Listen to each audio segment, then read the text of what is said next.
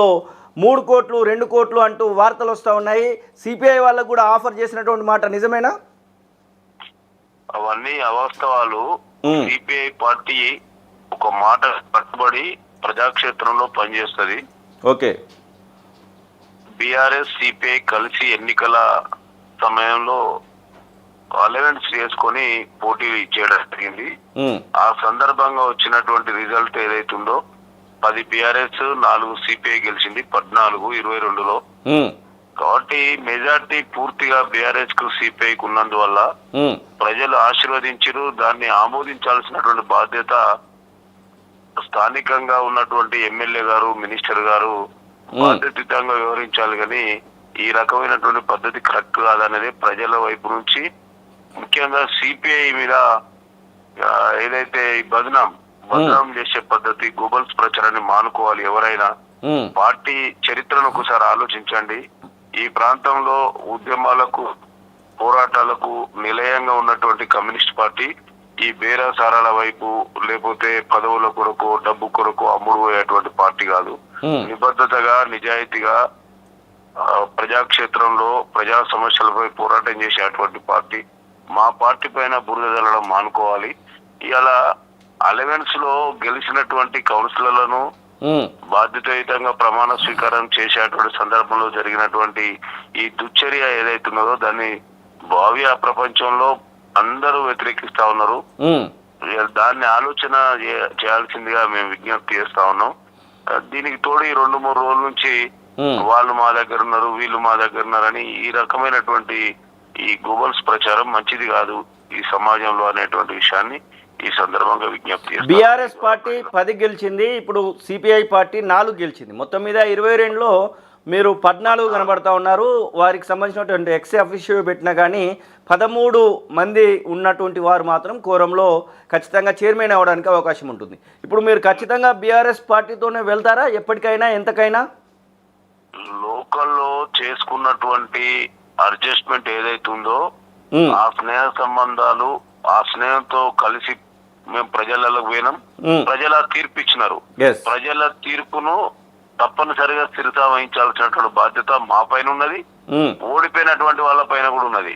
ఇట్లా దుశ్చర్యకు పాల్పడద్దు అనేదే మా వైపు నుంచి సీరియస్ గా చెప్పడం జరుగుతూ ఉన్నది.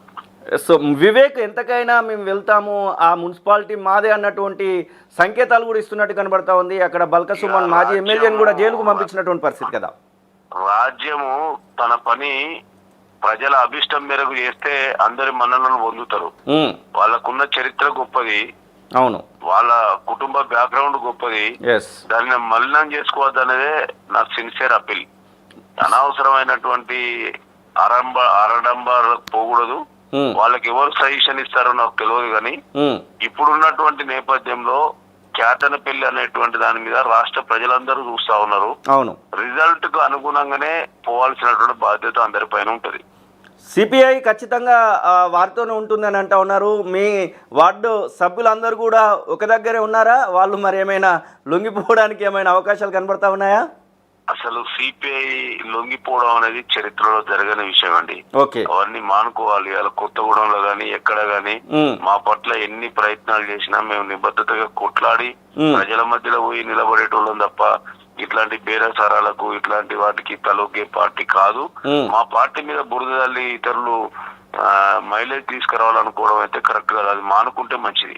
వివేక్ ఏమైనా సంప్రదించాడా మిమ్మల్ని కానివ్వండి, మీ రాష్ట్ర నాయకత్వాన్ని కానివ్వండి? అట్లా ఏం లేదండి. ప్రస్తుతం ఎట్లా ఉందన్న కేతన్పల్లిలో ప్రస్తుత పరిస్థితి ఏంటి?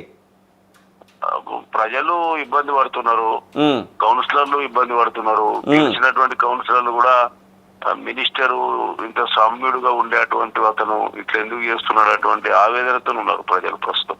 ఓకే, మొత్తం మీద చైర్మన్ అయితే బీఆర్ఎస్ సిపిఐ అలయన్స్ లోనే ఉంటుందని భావిస్తా ఉన్నారా? ఈ కూటమికే చైర్మన్, వైస్ చైర్మన్ దక్కుతుంది. ఎన్ని కుట్రలు చేసినా ఆ కుట్రలు భగ్నం అవుతాయి. అనవసరంగా ప్రజాక్షేత్రంలో ఇబ్బంది పడద్దు అనేదే మా సజెషన్.